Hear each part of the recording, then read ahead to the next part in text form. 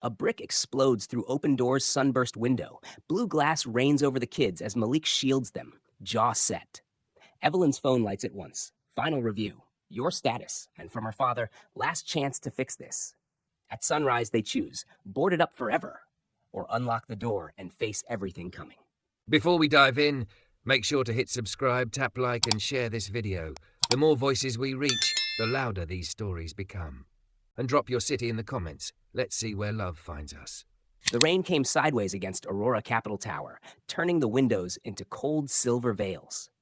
Malik Turner pushed his mop bucket into the service elevator, lemon cleaner stinging the air, his knuckles chapped and dark from years of night work.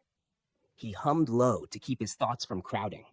Rent due, grandma's blood pressure pills, the entrance exam brochure folded in his pocket like a dare. When the elevator sighed open on 41, an office door stood ajar and a cool voice cut through the HVAC hum. You missed a streak on the glass. He saw her in the pane before he turned. A thick, curvy white woman in a fitted navy dress that hugged an unapologetic hourglass, blonde hair twisted into a sleek knot, green eyes rimmed with fatigue rather than mascara. Evelyn Hart, senior vice president with a reputation for precision, money old enough to have its own etiquette. She held a leather briefcase like it might argue with her. Happy to fix it, Malik said, steady, not deferential. He sprayed, wiped, then wiped again until the smear disappeared, the way breath disappears on a mirror. He could feel her watching the whole time, a measuring gaze made of habit more than cruelty. You should also know security's been having issues with the cleaning crew, she said, snapping the briefcase shut. Lock up properly. Yes, ma'am. The corner of her mouth tugged. Annoyance or relief, he couldn't tell. Maybe it bothered her that he didn't shrink, that he could meet the air between them without apology. Maybe the long day had hollowed her until everything felt like sandpaper. She pivoted on high heels that made her hips sway without asking permission from anyone, and her scent, something warm and expensive, trailed to the elevator. When the doors slid closed, the office resumed its indifferent glow. Malik wrung the mop and moved down the hall, gathering coffee cups with lipstick ghosts, straightening chairs someone else would someday claim they'd never left crooked. The building breathed in schedules. He breathed in the simple, stubborn fact of being here. 10 minutes later, the service elevator rattled into the underbelly of the tower. The garage was a concrete cavern dotted with pools of light and grumbling drains. Rain drummed above like 1,000 fingers on a drum. He needed more liners from the supply cage. He needed, if he was honest, to count the minutes until the bus and the 3 stops to Grandma's place. He heard them before he saw them. A scrape, a muffled curse, the musical clatter of keys hitting wet concrete. Nice car, lady. Keys. Purse. Evelyn stood halfway between a pillar and her BMW, fumbling in a handbag that had never touched anything as dirty as this floor. 3 figures in hoodies pulled out from behind a van, faces shadowed, the leader's posture all casual threat. One grabbed her wrist. Her heel snagged in a crack and she stumbled. One hand splayed to catch herself, palm scraping open. Rain hissed. The garage swallowed the sound. Malik stepped into the light without thinking, because some lessons get carved into the bone by women who raised you right. Hey, he said, voice flat with purpose. Leave her alone. 3 sets of eyes flicked his way. He was tall and lean with worker's muscles, but outnumbered. The leader's grin said arithmetic favored him. Walk away, janitor. This ain't your business. It is now. Malik's pulse slowed in that strange way it does when time decides to cooperate. Ma'am, get behind me. Evelyn moved, breath high in her throat. The leader's hand flashed, and suddenly there was a knife, its edge a quick whisper. Malik grabbed a wet caution cone and swung. The plastic cracked against a forearm. The knife skittered and clinked. Another man lunged, and Malik met him with the rim of the mop bucket. Water fanned out, washing over polished shoes in panic. The third tried to come around the side. Evelyn's gasp pulled Malik half a step too late, and the first knife, recovered, kissed his shoulder with a hot slice. He felt the sting, then the warmth, then the trickle. Run, he shouted, but Evelyn didn't run. She slammed her thumb against a red panic fob on her keychain, and the garage lit with a strobe of alarms. The men flinched. Malik used it.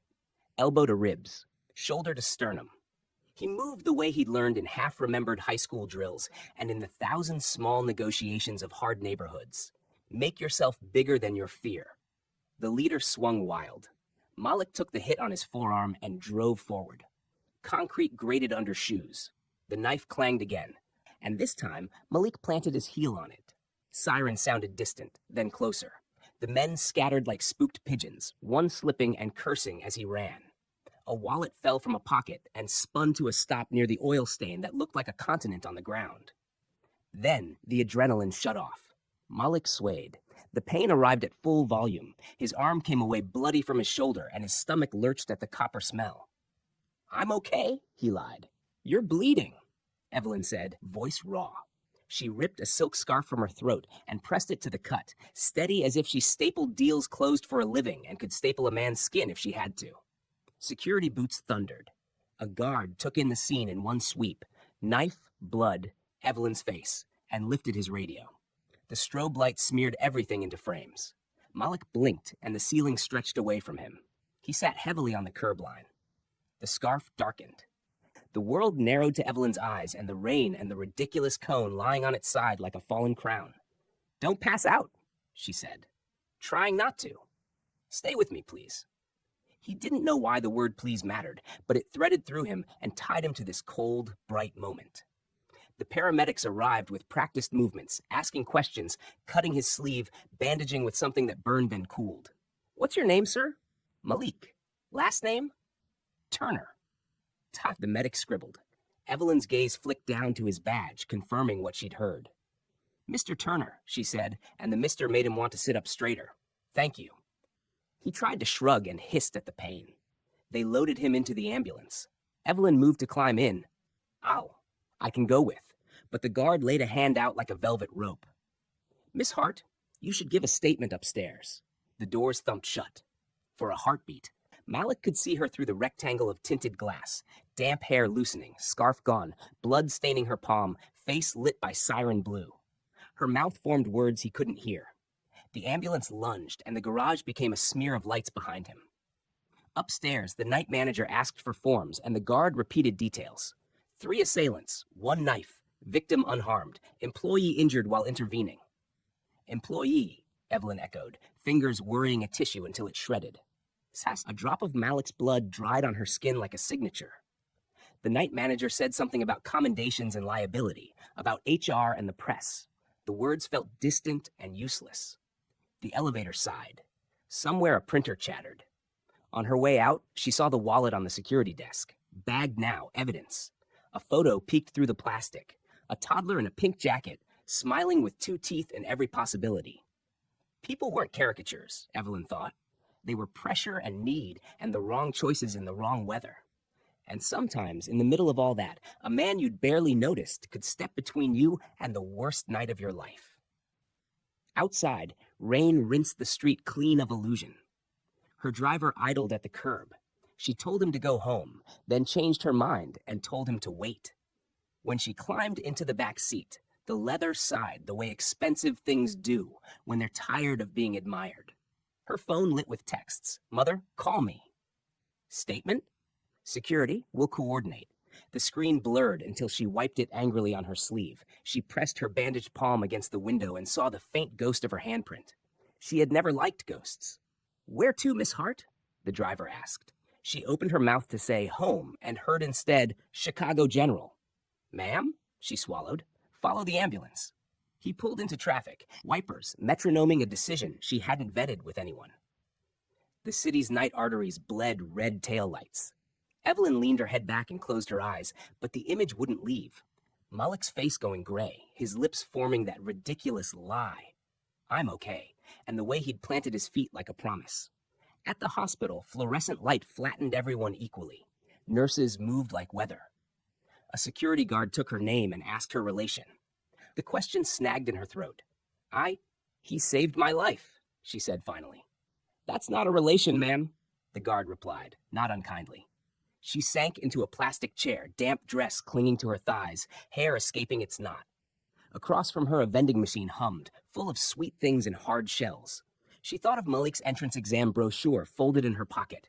No, not her pocket, his. She thought of his hands, the way they'd held the mop handle, the way they'd kept her from panic by giving panic something to bounce off. A nurse called a name. Not his. The clock refused to explain itself. She rubbed her thumb over the dried line of blood on her palm until it flaked away, leaving skin that felt newly issued. Her phone buzzed again. A new message from an unknown number.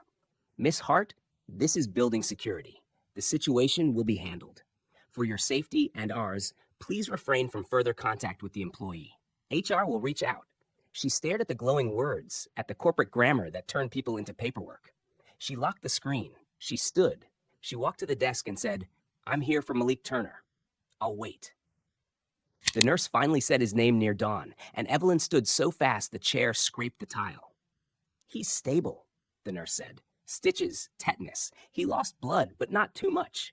You can sit with him for a bit if you promise not to make him talk. She nodded, suddenly uncertain what to do with her hands. The corridor smelled like antiseptic and warm plastic. In the gift shop on the way, she grabbed things without thinking. A cheap phone charger, peppermint lip balm, a crossword book, a pack of socks, the practical dignity of small comforts. The nurse led her to a curtained alcove in the general ward where the fluorescent light made everyone equal. Malik lay on his side, bandage peeking from the shoulder of a paper-thin gown, eyelashes beating with the last remnants of adrenaline sweat. Up close, he looked younger than she'd first read him. Not a number or a name tag, a person with a pulse you could see in his throat. His eyes opened, dark and clear. Miss Hart, he said, surprised but not confused. Evelyn, she corrected softly, then winced at her own voice. I, brought a charger for when they let you use your phone, and socks. Hospitals are always freezing. A smile worked at the edge of his mouth, like a secret between them. I appreciate it. I also wanted to say thank you, but that sounds small. You didn't have to. He shook his head once. Some things don't require a debate, he murmured. You were in trouble. I was there. She set the bag on the rolling table and realized her hand was shaking. She tucked it beneath the other, which was still wrapped where her palm had met concrete. How bad is it? Ugly line, clean cut, he said. Doc says no heavy lifting until the stitches settle. Guess the trash cans get to mock me for a week. You shouldn't have to go back yet. Rent doesn't pause, he said, like a weather report. Then gentler, but I'll tell the supervisor I need lighter duty for a week. They won't love it. They'll live. She watched him pick at the tape near his IV, patient with pain in that specific male way that made her want to both hold and scold him. Do you have someone to call? She asked. My grandmother. I already asked the nurse to give her an update. He nodded toward a folded denim jacket on the chair. Her number's in there if they need anything. She'll try to bring soup they won't let past the front desk. Soup should be a constitutional right, Evelyn said, and surprised herself with a laugh that felt like new air. The nurse glanced in and made the universal sign for quiet down. Evelyn lowered her voice. Do you want me to go? I can come back later.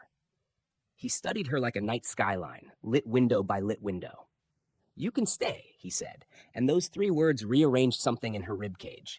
She sat carefully, hips settling into the unforgiving chair, the dress tight over curves that had closed deals and started rumors. No one here cared what labels she wore. She found herself grateful for the democracy of hospital light. He dozed and woke, dozed and woke. When he was awake, he watched the ceiling like it might answer him. She looked at his hands. There were tiny half-moons of cleaner ground into the cuticles, a life you could read if you knew what calluses meant. On the rolling table, she placed the crossword book. Do you like puzzles? He eyed it. I like learning things where the right answer exists, he said. It's comforting. And when the right answer doesn't exist, then you make a good one, and you make it again tomorrow. He turned his head, his brow knit. You okay? She blinked. Me? You're scraped up. He nodded at her bandage. That was a rough night.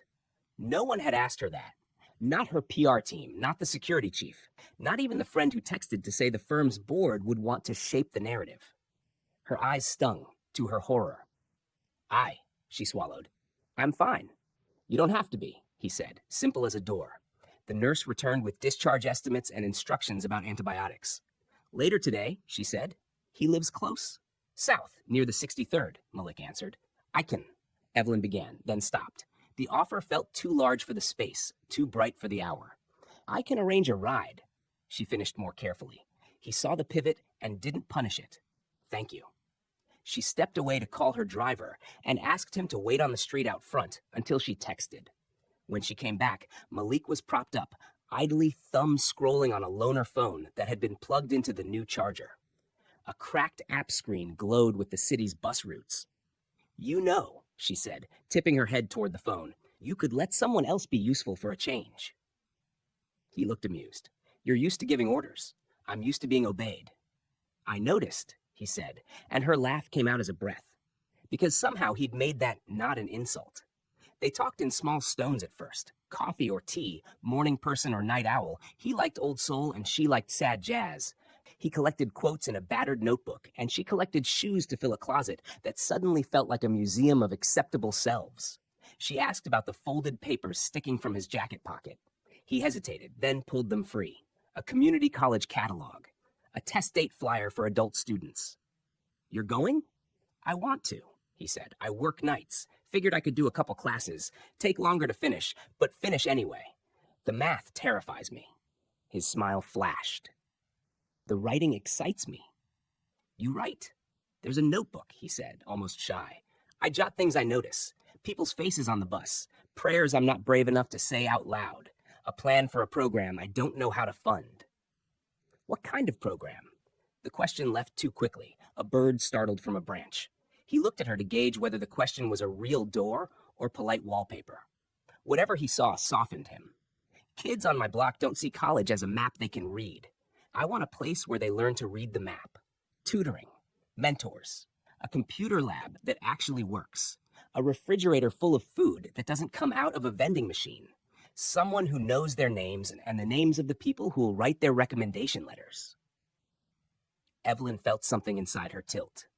She'd written big checks to Gala-approved causes for years and had never once bought a kid a working keyboard. You talk like a director, she said. I mop like a janitor, he said. Both can be true. Later, the nurse rolled him to the curb in a wheelchair that squeaked at each revolution like a metronome. Rain had washed the night clean. The driver pulled up, and Malik stood a little too fast, the world wobbling until he planted his feet. Evelyn opened the rear door and steadied it as if the gesture were a bridge. He slid in, careful of his shoulder. She told the driver the address while noting how different the words felt in her mouth than the addresses she usually said. The south side came into view not as a headline, but as blocks with leaning porches and bright murals, with storefront churches and barber shops and little girls in puffy jackets carrying 2 large backpacks. They passed a corner lot where boys played morning basketball in the mist, each dribble a hollow heartbeat. She realized she had never driven here without tinted windows and a reason someone else had vetted. Her chest went tight with equal parts shame and awe. At his building, he insisted he could make it upstairs without help. She insisted anyway. The stairwell smelled like bleach and last night's onions. On the second floor, a door swung open and a small, fierce woman with a silver braid and an apron that read, "Kiss the cook, or else," stood there like a storm front. Boy, she said to Malik, relief cracking into reprimand, if you ever make me pray that hard again, I will smack you with a psalm. Grandma, he said, smiling soft. This is Evelyn. I know who she is, the grandmother said, studying Evelyn in one sweeping, unsentimental glance that took in the dress and the bandage and the tired eyes. Then she opened the door wider. You saved my grandson's life by letting him save yours. Come in, sit. You're both too skinny from fear. The apartment was small and bright with the kind of clean that comes from care, not money. Family photos crowded a bookshelf like a choir. On the table lay a Bible with sticky notes like flags and a stack of community flyers with dates circled. Evelyn stood beside the chair, unsure whether to perch or plant. Sit, the grandmother repeated, already ladling soup into bowls the color of sky. Name's Dorothy. You can call me Miss D unless you mess up. Then I'll tell you what to call me. Miss D, Evelyn said, and the soup's steam fogged her vision. She ate because she was told to, because something ancient in her responded to commands that weren't about deadlines. When she rose to leave, Dorothy folded her into a hug that smelled like nutmeg and stern mercy. Thank you, Evelyn whispered, surprised by how much she meant it. For what? For raising him to step forward. Dorothy nodded once, like a blessing. That boy was stepping forward before I could lace his shoes. He just needed someone worth stepping for. On the landing, Malik walked her to the stairs. I don't know what the rules are now, he said. Bosses and employees and statements and spin. Neither do I, she said. But I know I'd like to buy you coffee when your shoulder allows you to argue with me about math. He laughed, the sound catching in his throat in a way that felt like hope breaking free. Then when I can lift a mug without cussing, I'll text. She hesitated, then gave him her number like a confession. He slid it into his phone, her name stark and ordinary. On the street, the driver idled. Up above, a window opened, and a radio somewhere played a song from before both of them were born. Back in the car, Evelyn looked at her reflection in the glass and didn't recognize the woman who stared back. Hair escaping, eyes softer, a mouth that wanted to say something braver than, "Thank you." Her phone vibrated. A message from an unknown number appeared. This is HR. For liability reasons, you are advised to avoid personal contact with the employee until an internal review is complete. Please confirm receipt. She typed received and didn't hit send. Instead, another text arrived, a different tone entirely. This is Malik. Thank you. Also, what's your favorite kind of coffee? She smiled at the screen, then at the city. The cursor blinked like a heartbeat. The cursor blinked until she answered him. Cardamom latte. No syrup. He replied, black. Like the truth when you stop dressing it up. It shouldn't have made her smile as much as it did. They met 2 days later at a corner cafe. Malik arrived in a work jacket, careful of the stitches. Evelyn wore a wrap dress that loved her curves and a wool coat that announced she belonged anywhere she chose. When he saw her, he stood the way he had in the garage, steady, present, and the world sharpened. You sure you're okay to be out? She asked. I'm sure they don't let you heal from fear at home, he said. They took the small table by the chalk skyline. He drank his coffee black. Conversation loosened like a knot. He said the stitches pulled when he reached too far. She said HR had sent another email with review and policy bolded like weapons. He offered to request a different floor if it made things easier. She heard all the ways women were told to contort so power could stay comfortable and felt heat rise. I don't want you moved, she said. I want the way we're supposed to move through this to change. Change costs people, he said. I'm okay paying. I just don't want you footing my bill. She smiled despite herself. Show me the notebook. He slid a battered book from his pocket. Small, neat handwriting marched the margins. A sentence. When the world says you are small, become precise. A list. Boys who needed tutors. Girls who needed laptops. Churches with basements wide enough for dreams. A paragraph that wasn't addressed to anyone and somehow addressed her. The right door opens from both sides. How long have you been writing these? She asked. Since I learned there are things I can't carry alone unless I put them down. He asked about her job without awe. She explained how numbers turned into narratives in quarterly decks, how the language of value hid what couldn't be graphed. Do you like it? He asked. I like solving, she said. I hate how solving sometimes means forgetting why the problem matters.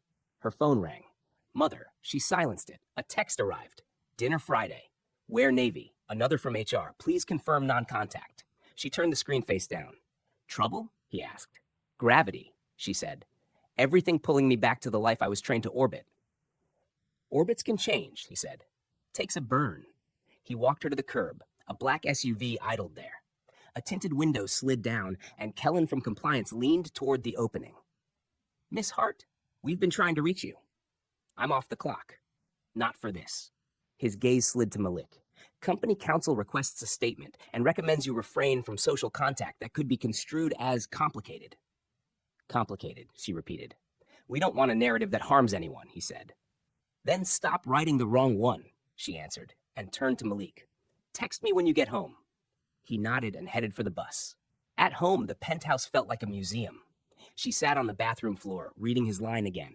The right door opens from both sides. She drafted a resignation and didn't send it. She wrote her father, I need to talk, and deleted it. Her phone buzzed. Home. Miss D says thanks for returning my jacket better than before. Also, soup is on Tuesdays if you don't mind leftovers. I never mind leftovers, she typed. The next afternoon, she detoured after a board meeting and parked near a low brick building with a banner that read Community College, Enrollment Night. Inside, Malik stood by a table of financial aid forms, jaw tight with the math of time and money. When he saw her, surprise crossed his face, then steadied into relief. "You came," he said. "You said orbits can change," she replied. "Consider this a burn." They sat on the steps after the session, his folder thick with promises made of paper. "I can help," she said, and when he started to protest, she lifted a palm. "Not as a savior. As a partner who is good at spreadsheets and terrible at pretending I don't care." "You know what partnership costs in your world," he said. "They'll make you pay it." "I've been paying for a life I didn't choose," she said. "Maybe this is the first bill I want." He looked at her until the city's noise drained. "Okay," he said finally. "Okay." A black sedan slid to the curb. A man stepped out, shoes gleaming enough to throw back the streetlight. He addressed Malik first. "Mr. Turner," he said. "Carter Hale, counsel for Aurora Capital." Malik's shoulders squared. "Okay. Your bravery is commendable," Hale said. "The firm wishes to express appreciation and avoid misunderstandings. We're prepared to offer a generous package if you agree to a transfer and a mutual non-contact with Miss Hart. It's best for all concerned." He didn't look at Evelyn. "No," Malik said, polite and iron. "You haven't heard the number," Hale replied. "I don't need to," Malik said. "I heard the condition." Hale finally turned to Evelyn. "Miss Hart, you know how these things work. Let us handle the optics." She stepped close enough that their shoulders almost touched. "The optics can learn to handle us." "Take some time," Hale said. "I'll call." The sedan purred away. They stood in the streetlight's circle, two people and a folder of newly possible things. "Are you sure?" she asked. "About the money?" he said. "I'm sure." "What about me?" He held her gaze like anchoring a tent in a weather change. "That's the question only you get to answer." Snow began to fall. She let it settle on her hair, on the wool of her coat, on the open places once closed for years. She leaned in, enough for warmth, enough for a promise that wasn't a contract. "Let's find out," she said, together. By the time the email with the subject line, "Formal Notice, Non-Contact," landed in her inbox, everyone on 41 had already read the unsent memo in her face. Evelyn kept her coat on as she crossed the glass canyon of the floor, the wool a shield between her skin and the chill of eyes that slid away too slowly. She closed her office door, let her curves sink into the leather chair that had molded around years of other people's decisions, and read. Until the conclusion of an internal review, you are to avoid personal contact with employee Turner. For reputational safety and potential litigation concerns, counsel advises discretion. Please confirm. She typed noted and deleted it. For a long minute, she watched the tiny cursor blink, a lighthouse on a coast she no longer wanted to return to. Her father texted, "Dinner at the club, 7:30, non-negotiable." She didn't answer. Instead, she put on her coat again and took an elevator the board never used. Miss D's kitchen was a warm geography of small mercies, open jars of spices, a towel with a faded rooster, a calendar crowded by church initials and kids' names. Malik sat at the table with a sling he was using only when she glared at him. The battery-powered radio murmured Sam Cooke. "Soup's on," Miss D announced, setting a pot that smelled like thyme and patience on a trivet. "And if you don't eat seconds, I'll take it personally." Evelyn smiled and let the chair have her. When she shrugged off her coat, the wrap dress curved along hips the city pretended not to see until they were at a gala. Malik's eyes softened, not hungry, but home. "How bad?" he asked, nodding at her phone where the email glared even in sleep mode. "They want me quiet and far away," she said. "I'm bad at both." Miss D ladled soup with a flourish that felt like ceremony. "Fight right," she said. "Not loud, true." Malik tapped the battered notebook. "We name it," he said. "The program." Evelyn's spoon paused. "You've been calling it the place, like a prayer you're afraid to speak too clearly." He flipped to the page where ideas had become scaffolding. "Open door," he said, "because the right door opens from both sides." She swallowed hard, the line finding a place under her breastbone like a key. "Open door," she repeated. "We start small. Saturday workshops. A quiet room where homework isn't a battlefield. Laptops that don't freeze. Real coffee. The good kind." "The building on Halstead," Ms. D said, as if she had been waiting for them to catch up. Mr. Alvarez keeps it because his brother painted the windows in '78, but it's empty as a sermon with no scripture. I'll call him. He owes me 3 favors and a pie." Evelyn's laugh cracked into something like a sob. "We don't even have a printer," she said. "You have me," Miss D replied, planting a hand on her hip. "And this boy who doesn't know how to stop stepping forward. That's more than printers." They set a date, 3 Saturdays from now. Malik would finish stitches and start syllabi. Evelyn would draft a budget that fit inside a borrowed envelope. Miss D would bake cornbread that made kids remember they were somebody's beloved. Then Evelyn went to the club. The carpet was as thick as unasked questions. Her father waited smug under the gaze of oil portraits, his tie a flag. He didn't stand. "You're late," he said. "I was building something," she answered, and watched the muscle in his jaw tick. "I've heard enough of your experiment." He folded his hands. "End it quietly. We'll create a foundation in your name and call it growth. You'll thank me when the noise dies down." "Noise," she repeated, tasting the word. "A man bled in a garage to keep me breathing. The only noise I hear is my heart refusing to be managed like a fund." He picked up his drink, the ice clinking like applause from ghosts. "He's using you," he said, "for leverage, for money, for a story. Then why did he turn your lawyer's money down?" The question landed like a plate shattering in the kitchen. He blinked. She leaned in. "He won't sell me out. You shouldn't either." Her father's voice dropped into that cool register he used to fire people and call it restructuring. "You'll lose everything." "I'll lose the things that keep me from everything," she said, and left him to explain her absence to a room that had never once asked where the servers slept. On Friday, HR escalated from italics to bold. Compliance scheduled an interview. A senior partner stopped her in the hall and said, "For optics, distance." She replied, "For ethics, closeness." The partner pretended he didn't hear. She skipped the elevator and took the stairs to the lower level, where the building kept its forgotten things. A disused training room sat behind a door with a keypad no one had updated in years. She and Malik had figured out the code with 3 tries and a prayer to Saint Maintenance. They had been stashing a mismatched collection of hope: 4 laptops from a school closing, 2 whiteboards that only ghosted a little, a box of pencils with crooked ferrules, a coffee maker that wheezed but still remembered how to be kind. She was wiping the dust from a row of chairs when the door swung wide. The head of security stepped in, flanked by a junior counsel with a legal pad like a shield. "This space is restricted," security said. "It was," Evelyn corrected. "Now it's useful." Counsel cleared her throat. "Miss Hart, please report upstairs. Mr. Turner, you are suspended pending review." Malik's jaw clicked, but he didn't rise to the bait of anger. He closed his notebook carefully, as if the wrong move would spill the future. Evelyn stood between them and the whiteboard. "Suspending him for preventing a felony?" she asked. "For violating policy," counsel replied, reciting. "Unauthorized use of facilities. Potential fraternization." "Fraternization," Evelyn said, and tasted the steel in it. "We were building a room where kids could write college essays without balancing a laptop on a radiator." "Intent is not policy," counsel said.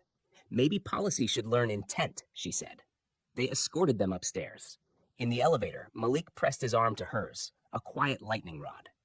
At reception, they split them like paperwork. "We'll be fine," he said, and meant we won't back up. They made her sit in a conference room where the table was wide enough to hold everything she wanted to say, and none of it would be written into minutes. The general counsel spoke softly, with the practiced kindness of someone who had never lived where kindness was scarce. "We don't want this to define you," he said. "It already does," she answered. "You just don't like the definition." When they released her, the day had been bruised into evening. She didn't go home. She went to Halstead. The building was there, stolid and stubborn, with Mr. Alvarez leaning on the stoop like a guardian carved from a story. He had keys. He had a price that was less a rent and more a promise. He had a brother's painted windows, sunbursts and hands and the word air in bright blue, and a grin that said Miss D still won arguments she hadn't joined yet. "Month to month," he said. "You don't pay. You paint the back fence. Kids keep the sidewalk clean. Ask no nonsense inside." The last tenant thought nonsense was a business model. "Deal," Malik said, shaking his hand with the grip of a man who'd rather give than take. They swept until their shoulders throbbed. They made lists that would terrify budgets. They taped the words "open door" to the front glass with blue painter's tape that peeled at the corners like a dare. When they locked up, the moon was a nickel in a thin purse. On the sidewalk, a boy on a bike slowed, read the letters, then looked up at them like they might be saying the magic he'd been waiting for. "You hiring?" he asked, trying on bravado. "We're enrolling," Malik said. "Come back tomorrow at 4 with your friends. Bring a question you want the world to answer." The boy nodded like a promise and pedaled into the dusk. Evelyn's phone pinged. A friend, once a friend, had forwarded a thread from a private social group. Photos of her leaving the hospital, leaving the South Side, leaving the club. Captions that smelled like roses and rot. Poor little rich girl saves a janitor to save herself. Performative charity. Give it a month. She felt the sting, then the surprising lack of infection. "Let them talk," Malik said, reading her face. "We'll work." The next morning, she woke to a headline she hadn't written. "Janitor saves executive in garage attack. Firm investigates." A reporter called. PR texted, "Decline." She answered the reporter anyway, careful and true. "He didn't save an executive," she said. "He saved a person. And now we're trying to save more than that." At noon, she met her mother in a cafe where the cappuccino foam could balance a spoon. Veronica Hart wore pain like a brooch. "You're humiliating us," she said without preface. "I'm finding us," Evelyn said. "Us?" her mother scoffed. "That boy's family doesn't want you. They want what you provide." "Soup?" Evelyn asked. "Stitches? A hand on a doorknob that had rusted shut?" She leaned forward. "They want me to show up and mean it. That's more than I've asked of myself for years." Her mother's eyes went glassy and hard. "If you walk away from the firm, your trust freezes. Your name loses its rooms. Think carefully." "I am," Evelyn said, and for once the word careful felt like courage. They opened Open Door on a Saturday that smelled like wet coats and pencil shavings. 10 kids came, then 14, then a grandmother who wanted help filling out a FAFSA for a grandson who was too proud to ask, but not too proud to dream. Miss D set a pan of cornbread on the back counter and turned away every hand that tried to help wash dishes. "This is my altar," she said, and the sink sang. An hour before closing, someone pounded on the glass. A man with a phone camera and a smirk shouted through the door. "Hey, hero janitor, smile! Tell us why you're corrupting good neighborhoods with pity." Malik didn't move. Evelyn walked to the door, flipped the deadbolt with a small, beautiful click, and hung a sign they'd made the night before. "Open Door. For work, not spectacle." The man filmed the sign anyway and left words on the internet like nails in a driveway. They didn't pop any tires. They learned where to place their steps. At dusk, as they stacked chairs, a brick shattered against the painted window. Blue glass burst like a gasp. Kids screamed. Someone cursed outside and ran. Malik moved on instinct, pulling the nearest child behind him, hands out, voice low and calming like a hymn. Evelyn stood in the crunching glitter and felt the old life and new collide like weather fronts. Sirens wailed blocks away. Miss D pressed a hand to Evelyn's back until spine found spine. "Steady, girl," she said like a commandment. "This is where we see what we're made of." Evelyn bent, picked up a shard that still held part of the sunburst, and turned it in her palm until it caught light. "Board it," Malik said to Mr. Alvarez, who was already hauling out a sheet of plywood. "We open tomorrow." "We open tomorrow," Evelyn echoed, throat raw and sure, just as her phone lit with 2 messages at once. "Compliance, final meeting Monday. Your status and father. Last chance to fix this. And one more, small and brave. Unknown number. My name is Tasha. I heard you help with applications. Do you take moms too?" They swept glass out of corners until the broom bristled blue, then taped cardboard over the jagged mouth of the window. Miss D drew a sunburst on the cardboard with a fat black marker and wrote "Open Tomorrow" in the center like a dare. Evelyn texted the unknown number. "Yes, we help moms. 4 o'clock. Bring every question you've been told is too much," and slipped her phone into her pocket like a pledge. The next morning, the first to arrive was the boy on the bike, this time with 2 friends and a grandmother who had decided she was everyone's grandmother. Then came a girl with a stack of science worksheets, a lanky kid who wrote raps small enough to hide in his palm, and a woman in scrubs clutching a folder to her chest like it held the last steady thing in her life. "I'm Tasha," she said at the door, voice careful. I've been a CNA 10 years. I want to be a nurse, but the application asks for an essay about a time you chose courage. She huffed. I choose it every morning. Then write that, Malik said, pulling out a chair. We'll make the paper catch up to the life. Evelyn brewed coffee until the room smelled awake. She moved between tables, pitching commas and encouragement. When she paused beside Tasha, the woman kept her eyes on the page. I've always felt dumb around forms, Tasha murmured, like there's a right answer in a language I don't own. You own your story, Evelyn said. We'll translate the form to it, not the other way around. They worked until afternoon, curled itself around the windows.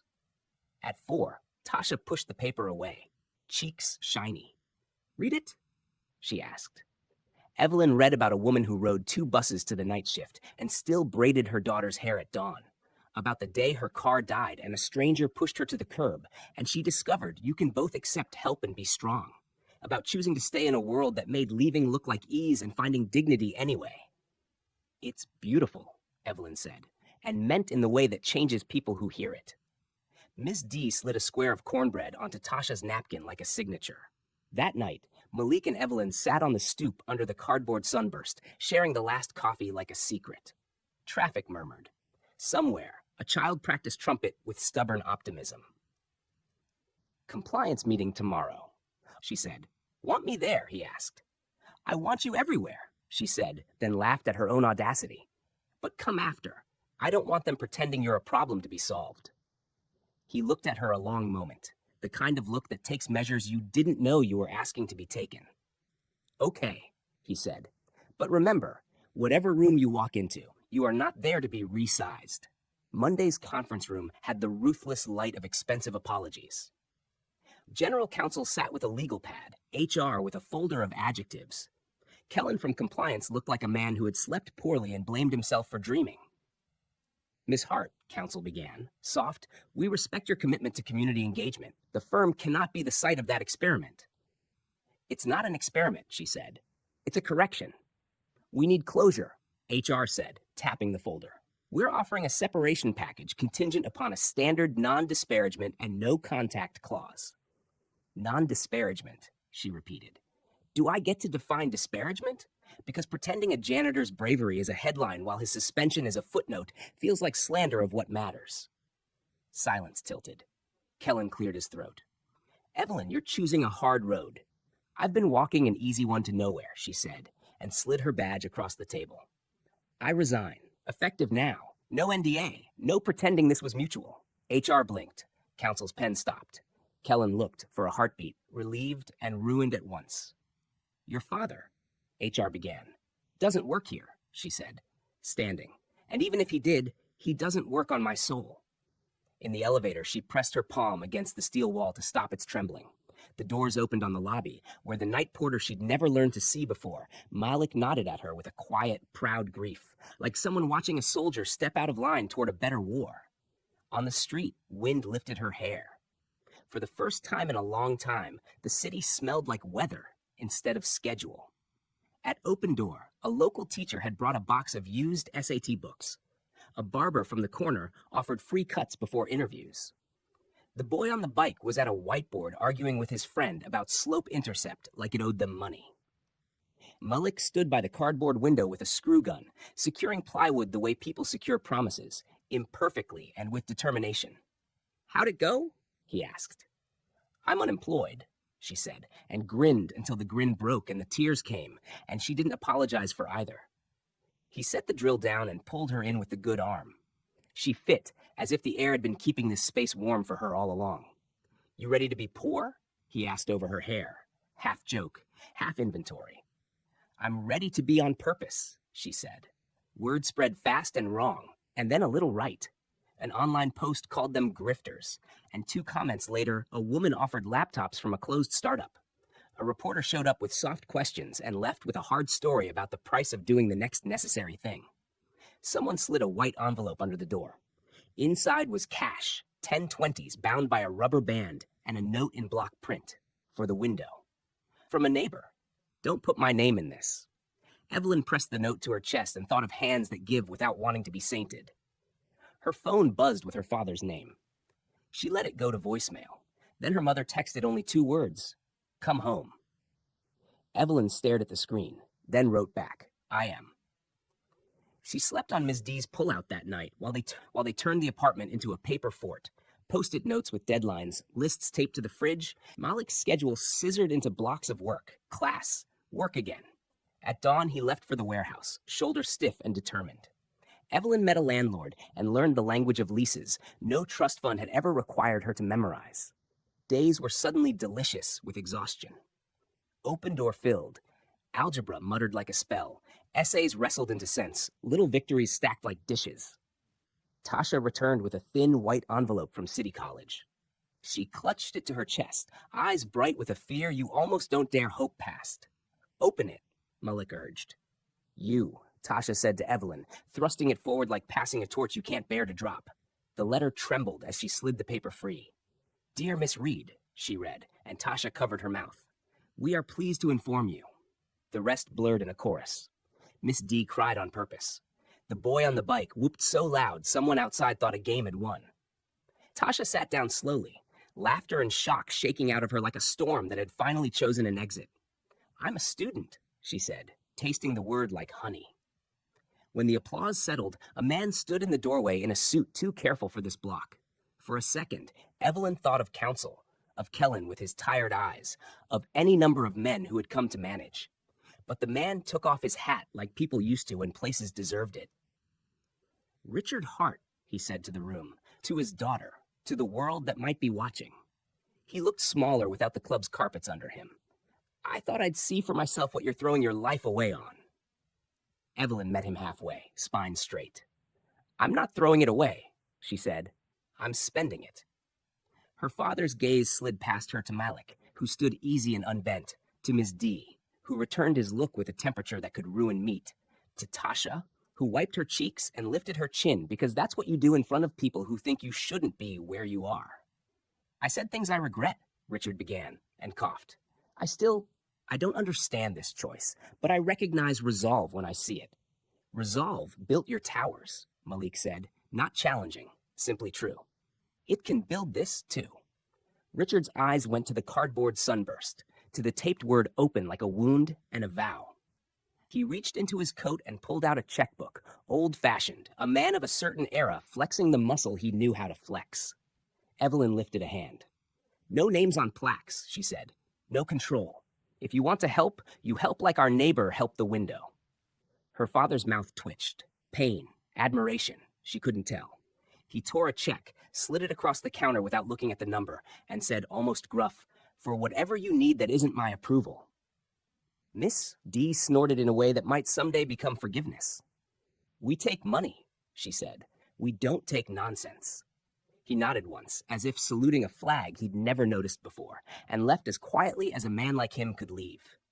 Later, after the kids had gone, after the whiteboards were wiped and the coffee maker sighed into its own rest, Malik and Evelyn walked the block in the soft weather of almost spring. His stitches itched beneath the t-shirt. Her shoulders ached in the sweet way work can ache. "You still got that entrance exam date?" she asked. "Saturday," he said. "I'm terrified." "Good," she said. "Means it matters." He took her hand. The city moved around them, indifferent and precise, and for once, that felt like permission. They reached the glassless window and stared at the cardboard sunburst catching streetlight. "When we can afford real glass," Evelyn said, "we're painting it like the old one. Sun in hands, the word air replaced with tomorrow." "We're going to need so much paint," he said, laughing, and then turned serious. "You know that night in the garage? I thought it would be the bravest thing I ever did." "It was," she said. "It was the first," he answered. She leaned into his shoulder, into the future, tugging at them like a tide. Inside on the counter, Malik's battered notebook lay open to a page where he'd written a new line in careful script. "When the world says wait, open the door anyway." Outside, a bus hissed to a stop. A boy pedaled past like a promise. The cardboard sun threw back a borrowed light. And the life they were building, poor in all the ways that don't matter, rich in all the ones that do, kept unfolding, one brave, ordinary choice at a time.